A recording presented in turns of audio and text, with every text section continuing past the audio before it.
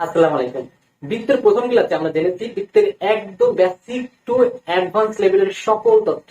আজকে আমরা বৃত্তের অঙ্কগুলো কিরকম হয়, কিভাবে অঙ্কগুলো সমাধান করা যায় সেই জিনিসগুলো দেখবো।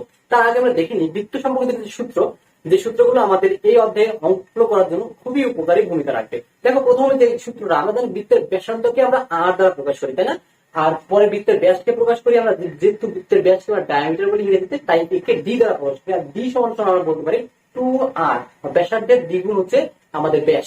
তারপরে যে সূত্রটা শিখছিলাম আমরা, সেটা হচ্ছে বৃত্তের পরিধি। পরিধি যেহেতু, সেই পরিধিকে আমরা সি দ্বারা প্রকাশ করি, আর সি সমান সমান 2πr, এটা হচ্ছে পরিধির সূত্র। তারপরে আমরা দেখি বৃত্তের চাপের দৈর্ঘ্য, ওই চাপের দৈর্ঘ্যটা কিভাবে বের করতে পারি, সেটা হচ্ছে ওই চাপের দৈর্ঘ্যকে আমরা এস দ্বারা প্রকাশ করি, আর সেই এস সমান সমান আমরা বলি থিটা ভাগ 360 ডিগ্রি গুণ 2πr, বা এটাকে আমরা শর্টকাটে এরকম বলতে পারি, দুই দুই ভাগ করে আমরা বলতে পারি থিটা ভাগ 180 ডিগ্রি গুণ পাই আর। দুইটা একই কথা, ঠিক আছে? তো আমরা এইভাবে লিখবো, কারণ কি এটা আমাদের জন্য অনেক বেশি বেনিফিশিয়ারি হবে, এটা আমাদের মনে রাখার জন্য অনেক বেশি সুবিধা হবে। কারণ কিভাবে মনে রাখবো বলছিলাম, যে জাস্ট 2πr, ওই কোণটা ঠিক কত, 30 ডিগ্রি হলে 30 ভাগ 360, 50 ডিগ্রি হলে 50 ভাগ 360, যা যত ডিগ্রি হোক না কেন, কত ডিগ্রি ভাগ 360 গুণ ওই পুরো বৃত্তের পরিধি। তারপরে যেটা দেখছিলাম বৃত্তের ক্ষেত্রফল কিভাবে বের করতাম, আমরা বৃত্তের ক্ষেত্রফলকে আমরা এ দ্বারা প্রকাশ করি, এ সমান সমান আমরা কি পাই, পাই আর স্কয়ার। পাই আর স্কয়ার হচ্ছে বৃত্তের ক্ষেত্রফল, এবং বৃত্তের যে কলা, বৃত্ত কলার ক্ষেত্রফলটা কি ছিল আমাদের, যে কোনো একটা বৃত্তের কলা চিন্তা করো, তো সাপোজ একটা বৃত্ত, সেই বৃত্তের কলাটা হচ্ছে এ ও বি, বৃত্তটার কলাটা হচ্ছে এ ও বি, একটা বৃত্ত কলা, ওই বৃত্তের ক্ষেত্রফলটা হচ্ছে কি বলি আমরা, থিটা ভাগ 360 গুণ পাই আর স্কয়ার। মানে কি, ওই বৃত্ত কলা তোমার হচ্ছে কত ডিগ্রি কোণ উৎপন্ন করছে, ওই কোণ গুণ ওই কোণ ভাগ 360 গুণ তোমার হচ্ছে পাই আর স্কয়ার, বা বৃত্তের ক্ষেত্রফল। তো এরকম ভাবে 30 ডিগ্রি হলে 30 ডিগ্রি ভাগ 360 গুণ পাই আর স্কয়ার, 50 ডিগ্রি হলে 50 ডিগ্রি ভাগ 360 গুণ হচ্ছে তোমার পাই আর স্কয়ার। এরকম ভাবে কিন্তু খুব সহজে এই সূত্রগুলো কিন্তু আমরা দেখে নিয়েছিলাম। তো এই সূত্রগুলো আমাদের এই অধ্যায়ের অঙ্কগুলোর জন্য খুবই খুবই গুরুত্বপূর্ণ ভূমিকা রাখবে, আমি বললাম। তো আমরা শুরু করি আজকে প্রথম অঙ্কটি, বৃত্তের যে বৃত্তের 16.3 এর প্রথম অঙ্কটি কি বলতে দেখি। প্রথমে অঙ্কটা দেখি আমরা একটু। দেখো, প্রথম অঙ্কটা বলতেছে যে একটি বৃত্তচাপ কেন্দ্রে, 30 ডিগ্রি কোণ উৎপন্ন করে, বৃত্তের ব্যাস 126 সেন্টিমিটার হলে চাপের দৈর্ঘ্য নির্ণয় করো। তার মানে আমাদের একটা বৃত্ত কল্পনা করি প্রথমে, যে বৃত্তটা দেখো বলতেছে যে একটি বৃত্তচাপ, ধরো বৃত্তচাপটা হচ্ছে আমরা ধরে নিলাম যে এ বি একটা বৃত্তচাপ, যেটা কিনা কেন্দ্রে 30 ডিগ্রি কোণ উৎপন্ন করে। এই কোণটা হচ্ছে আমাদের বলেছে যে এটা হচ্ছে 30 ডিগ্রি। আর বলতে কি, যে বৃত্তের যে ব্যাস, সেই বৃত্তের ব্যাসের দৈর্ঘ্যটা দেওয়া আছে 126 সেন্টিমিটার। যদি হয় তাহলে এটা আমরা শিখলাম, এসি হচ্ছে আমাদের বৃত্তের ব্যাস, যেটাকে ডি দ্বারা প্রকাশ করি, এটা হচ্ছে 2r, 2r সমান সমান 126 সেন্টিমিটার। আর যেটা দেওয়া আছে থিটা, আমরা এই কোণটাকে থিটা ধরলাম, থিটা হচ্ছে 360 ডিগ্রি।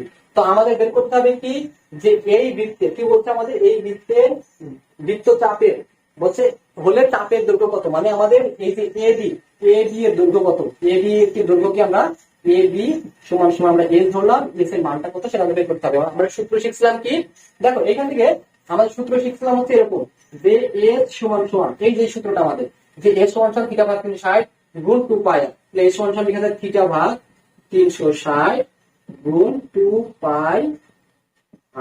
আচ্ছা, থিটা কত ডিগ্রি আমাদের দেওয়া আছে, 30 ডিগ্রি ভাগ 360 ডিগ্রি গুণ 2, আচ্ছা পাই এর মানটা আমরা বসাই, পাই এর মানটা হচ্ছে 3.14, আর হচ্ছে আমাদের এই যে 2 আর এর মানটা একবারে আমরা 226 বসাই দিতে পারি। আমরা যদি ইচ্ছা করতাম যে আর এর মানটা বের করে এখানে শুধু আর এর মান বের করবো, তখন 2 আমাদের গুণ করা লাগতো। তো আমরা না করলেও হয়, আমরা জাস্ট 2 আর এর মানটা এখানে সরাসরি বসাই দিই। 2 আর এর মানটা হচ্ছে কত, 126। এই হচ্ছে আমাদের এস এর মান। ক্যালকুলেট করলে আমাদের টোটাল মানটা আসবে 32.987 সেন্টিমিটার। এইটা হচ্ছে কিন্তু আমাদের এবি, অর্থাৎ এই যে এস বা বৃত্তাংশের দৈর্ঘ্য। খুবই সহজে কিন্তু আমরা এই প্রথম অঙ্কটা সমাধান করে ফেললাম, একদম সহজ। এগুলো দেখো এমসিকিউ আসবে, এগুলো তার অঙ্ক জন্য আসে না, এগুলো খুব সহজ একটা অঙ্ক। দেখাচ্ছে এমসিকিউ চাইতে পারে তোমার এরকম একটা অঙ্ক, খুব সহজে তোমার থিটা দেওয়া আছে, তোমার আর বা ব্যাস যদি দেওয়া আছে, ব্যাস থেকে তুমি কিন্তু ব্যাসার্ধ খুব সহজে বের করতে পারবা। ব্যাসার্ধ দেওয়া আছে, কোণ দেওয়া আছে, তোমাকে বের করতে হবে কি এই বৃত্তাংশের দৈর্ঘ্যটা কত। সূত্রটা আমাদের থিটা ভাগ 360 গুণ 2 পাই, এখানে থিটা মানটা বসাই দিয়ে জাস্ট ক্যালকুলেট করলেই খুব সহজে কিন্তু আমাদের প্রথম অঙ্কটা সমাধান হয়ে গেল। এরপর আমরা দ্বিতীয় অঙ্কটি দেখবো কি বলতেছে দ্বিতীয় অঙ্কটিতে। দেখো 2 নম্বর প্রশ্নটা যদি আমরা সমাধান করি, 2 নম্বর প্রশ্ন কি বলতেছে প্রথমে একটু পড়ি।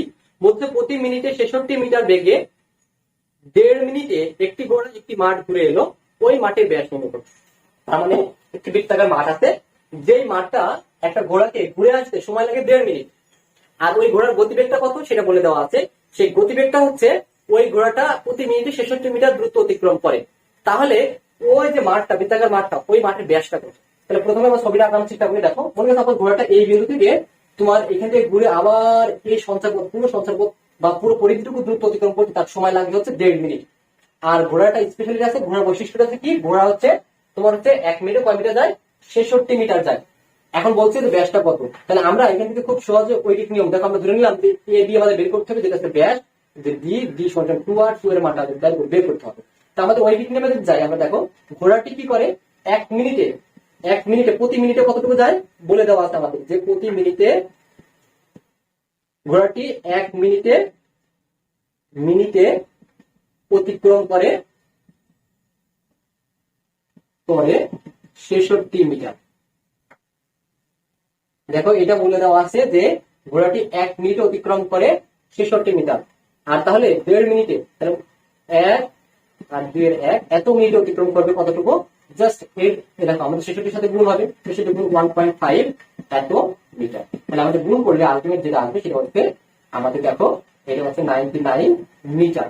99 মিটার পথ সে কিন্তু অতিক্রম করে আসছে 1.5 মিনিটে। মানে কি, সে এখানে ছিল, এখান থেকে ঘুরে আবার সে এখানে আসছে, টাইম লাগছে কত? তার 1.5 মিনিট। আচ্ছা এতটুকু দূরত্ব 1.5 মিনিটে সে কতটুকু দূরত্ব অতিক্রম করলো? সে হচ্ছে 99 মিটার দূরত্ব অতিক্রম করলো। তার মানে কি, এই পুরোটা ছিল কি আমাদের পরিধি। আমরা বলতে পারি খুব সহজে যে পরিধি সমান সমান 2 পাই আর সমান সমান 99 মিটার, তাই তো? এটা বলতে পারি। তাহলে আমাদের লাগবে কিসের মান? 2r এর মান। তাহলে আমাদের 2rটা এখানে রেখে দিই, 2r সমান সমান 99 ডিভাইডেড পাই, বা আমরা এই 2r কে আমরা শর্টকাটে দিয়ে লিখতে পারি, বা ব্যাস। এইটা সমান সমান ক্যালকুলেট করলে আমাদের যে আলটিমেট ভ্যালুটা আসবে সেটা হচ্ছে দেখো 31.513 মিটার। এই ছিল আমাদের এই অঙ্কের সমাধান। খুবই সহজ একটা সমাধান। দেখো আমাদের বলা আছে প্রথম থেকে যদি আমরা দেখি যে একটি ঘোড়া তোমার হচ্ছে প্রতি মিনিটে 66 মিটার করে দ্রুত অতিক্রম করে। একটা বৃত্তাকার পথ, ওই ঘোড়াটার পুরোটা অতিক্রম করতে 1.5 মিনিট সময় লাগবে। ওই বৃত্তাকার মাঠের ব্যাসটা কত? এই ব্যাসটা বের করার জন্য আমরা ধরে নিলাম যে ব্যাসটা আছে এবি, যেটাকে ডি ধরলাম, বা 2r ব্যাস আমরা জানি। তো 1 মিনিটে অতিক্রম করে কত মিটার? 66 মিটার। অর্থাৎ 1.5 মিনিটে কতটুকু দূরত্ব অতিক্রম করে? 99 মিটার।